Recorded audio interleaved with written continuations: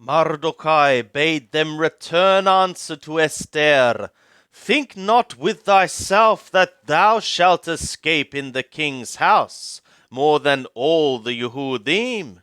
For if silently thou be silent at this time, then will relief and deliverance arise to the Yehudim from another place.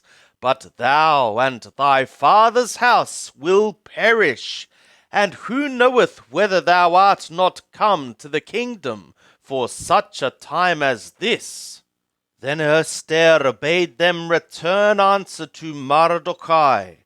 Go, gather together all the Yehudim, the ones found in Shushan, and fast ye for me, and neither eat nor drink 3 days, night or day.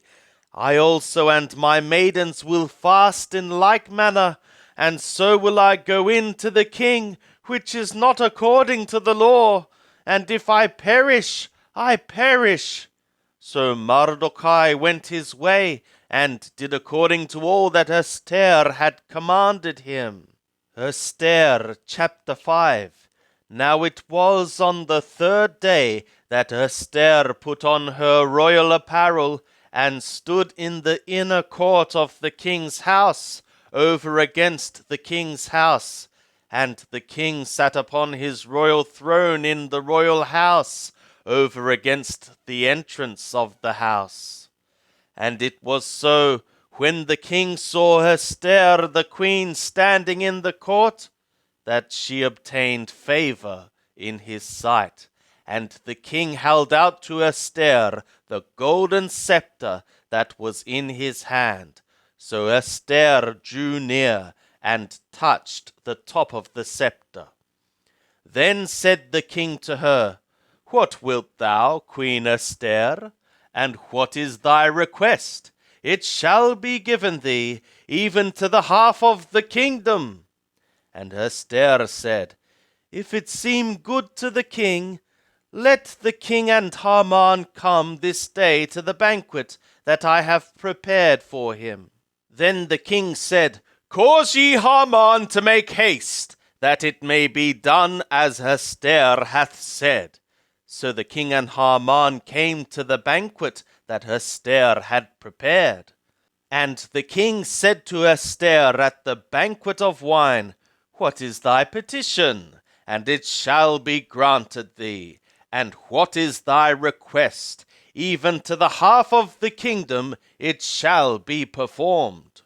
Then answered Esther and said, My petition and my request is, if I have found favor in the sight of the king, and if it please the king to grant my petition and to perform my request, let the king and Haman come to the banquet that I shall prepare for them, and I will do tomorrow as the king hath said. Then went Haman forth that day joyful and glad of heart. But when Haman saw Mardochai in the king's gate, that he stood not up, nor trembled from him, he was filled with wrath against Mardochai. Nevertheless Haman refrained himself, and went home, and he sent and fetched his friends, and Zeresh his woman. And Haman recounted to them the glory of his riches, and the multitude of his children, and all the things wherein the king had promoted him, and how he had advanced him above the princes and servants of the king.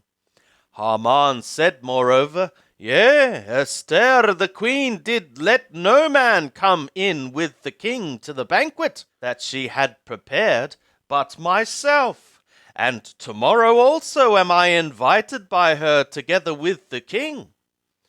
Yet all this availeth me nothing, so long as I see Mardochai the Yehudi sitting at the king's gate.